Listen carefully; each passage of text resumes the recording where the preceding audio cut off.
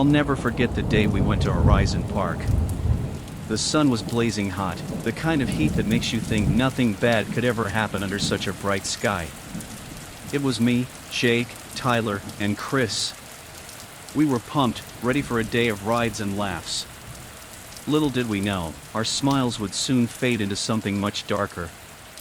As we passed through the gates, there was this buzz in the air, the sound of people having fun. But this one clown, with a creepy mask, kept popping up wherever we went. His mask wasn't the funny kind, it was the stuff of nightmares, twisted and too real. At first, we joked about him, making up stories about who he might scare next. We should have paid more attention. We split up after hitting a few of the big coasters. Jake and Tyler went to grab some food, while Chris and I lined up for the newest ride. That's when Chris mentioned seeing that clown again, lurking around corners and staring right at us. It gave me the chills, but I brushed it off. How I wish I hadn't. Time ticked by, and soon it was time to meet up at the giant Ferris wheel.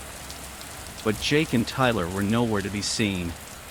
My calls to them went straight to voicemail. That's not like them, especially Jake, he's glued to his phone. Worry started gnawing at me, turning my stomach into knots. Chris and I started searching, first casually, then with growing panic. The park wasn't that big, but suddenly it felt like a labyrinth, with every turn taking us further from our friends. The noise of the crowd turned into a low hum, like a warning. Near the food court, hidden behind a closed stand, I found Jake's cap on the ground, looking like it had been dropped in a hurry. Nearby, a piece of Tyler's shirt clung to a jagged piece of fence. My heart sank. This was bad. Real bad.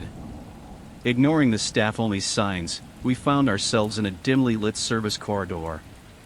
It was quiet here, the kind of quiet that screams danger.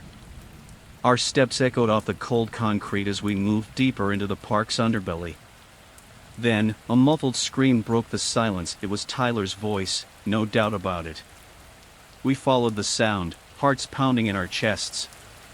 It led us to an old warehouse, half hidden by the shadows. Inside, the sight froze my blood. Tyler was tied up, and that same clown was there, hovering over him with a grin plastered on his grotesque mask. No sign of Jake. Without thinking, we burst in. The clown, caught off guard, knocked over a lantern, setting a small fire. The room lit up with flickering shadows, turning our rescue into a scene from a horror movie. I rushed to Tyler, untying him as fast as my shaking hands could manage, while Chris tackled the clown to the ground. Underneath him, the clown wore another mask, still smiling, as if enjoying the terror. As the flames grew, the walls of the warehouse seemed to close in, the heat intensifying. Every shadow looked like another attacker waiting to spring. I found Jake unconscious behind some crates, thankfully still breathing. We dragged him out, half carrying, half running, as the flames grew behind us. We emerged into the daylight, the sounds of the park crashing back into reality. Security was everywhere now, swarming the area. They caught the clown, a former employee with a vendetta against the park. Sitting there, with sirens blaring and people rushing around, it all felt surreal. We were safe, but shaken.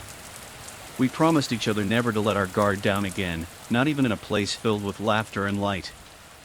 As we left, the park closed down, and the cheerful noises faded into a haunting silence. The ruins of the warehouse smoldered in the distance, a grim reminder of our brush with real horror. Days have passed since then, but the memories are as vivid as ever. I keep thinking about how quickly joy turned to fear, how easily a day of fun became a nightmare. I learned something important that day: always keep your friends close, and never ignore the feeling that something's wrong.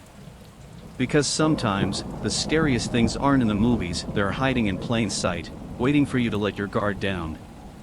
As we walked away, I couldn't shake the feeling that someone was watching us from the shadows, the echo of that sinister clown's laughter following us even as we left the park's gates.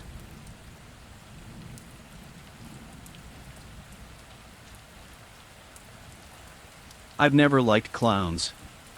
Not since my 10th birthday, when what was supposed to be a fun day at the theme park turned into a nightmare. It was a sunny day, perfect for roller coasters and candy floss, and I was buzzing with excitement, practically bouncing off the walls. My parents, probably to save their own sanity, gave my sister and me free rein to explore on our own. We hit a few rides first, the kind that spins you until you can't walk straight. But it was the haunted house that we were really pumped about. It looked like something out of an old horror movie, all dark and spooky, promising the scare of your life. We couldn't resist. The moment we stepped inside, the air changed. It was cooler, musty, like stepping into a basement that hadn't been opened in years. Dim lights flickered as we walked through, making shadows dance along the walls. Animatronic monsters popped out at every turn, their mechanical screeches mingling with the recorded howls that echoed around us. It was all fake, all in good fun, until it wasn't. Deep in the heart of the haunted house, we found him. A clown, so perfectly creepy he could have been lifted straight from a horror flick. He sat in the corner of a dimly lit room, slumped over like he was just another prop. Except he blinked. That's when I knew he was real. Lights flickered, plunging us into darkness every few seconds. Each time they came back on, the clown was closer, his movements silent but his presence overwhelming. At first, we thought it was part of the act until we saw the knife. It was large, way too real, with a gleam that caught the flickering lights. We tried to laugh it off, nerves tingling. "This is really good," I remember whispering to my sister, trying to believe my own words. But the laughter died in our throats when the clown started following us. Not walking, but stalking, his oversized shoes silent on the dusty floor. Every room we entered, he was there. Sometimes ahead, sometimes just behind. When the lights went out, we'd hear the soft scuff of his shoes, and when they flicked back on, there he'd be, slashing his knife through the air, each swipe closer than the last. Panic set in then. Real, cold, sharp panic. We ran, turning down twisting hallways and through doorways draped in fake cobwebs, but somehow, he was always there, always herding us deeper into the maze. Then, we hit the mirrors. Walls of them, all around us, distorting our reflections, making us look monstrous. The clown appeared in every reflection, his twisted grin multiplied into a dozen sneering faces. We were trapped, the room spinning around us, every exit just another reflection. That's when he cornered us. The room was small, like a cage, with nowhere to hide. He loomed over us, the knife catching the light as he mimed cutting his own throat, then pointed it at us. His laughter was the worst part, a sound that didn't seem to fit with the playful music still drifting through the haunted house. It was deep, guttural, like it was dredged up from a well of madness. Just when I thought it was the end, when I was sure the next moment would be my last, security burst in. The flashlight's beam was like a lighthouse in a storm. They tackled the clown to the ground, wrenching the knife away as he shouted and fought. Turned out, he was a fired employee who'd sneaked back in to scare kids for kicks. They shut down the haunted house after that. Gave us free passes and stuffed animals as big as me. But nothing could erase what had happened. That day taught me a lot. It showed me that real monsters don't hide under the bed. Sometimes, they're hiding behind a mask, where you least expect them. And sometimes, they're not just in haunted houses but walking among us, hidden in plain sight. Now, years later, I can still feel the chill of that day, a shadow that lingers whenever I pass a carnival or see a clown on TV. It's a reminder that sometimes, the scariest stories are the ones that could have been real, the ones that remind us of how fragile our sense of safety really is. I've learned to laugh again, to enjoy theme parks, to relish the thrill of a good scare. But I always keep an eye out for what lurks in the corners. Because you never really know when the past might catch up to you, or when a simple day of fun might turn into a living nightmare.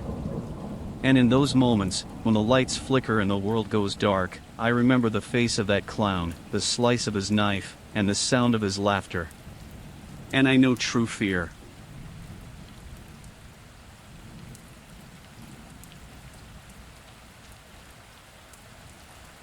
I've never liked puppets. They always seemed a bit sinister to me, with their painted-on smiles and glassy eyes. But nothing compared to the horror I felt that day at the theme park when I was 7, the day that turned my innocent excitement into a lasting fear. It was supposed to be a fun day. The park was packed, the air filled with the scents of popcorn and cotton candy, mixed with the shrieks of delighted riders. My family and I had been planning this trip for weeks. As soon as we walked through those gates, I felt like I had stepped into another world. One where magic was real and anything could happen. I tugged on my dad's hand, pulling him towards the biggest, most brightly lit ride there, the Dragon's Flight coaster. But in my excitement, I let go of his hand. Just for a second, to get a better look at a clown juggling nearby. When I turned back, my dad was gone. Lost in the crowd.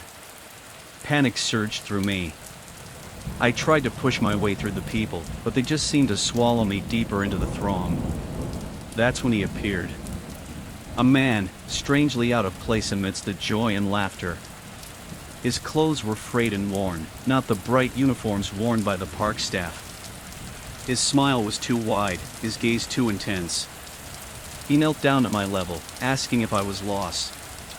When I nodded, he offered his hand, promising to take me to my parents.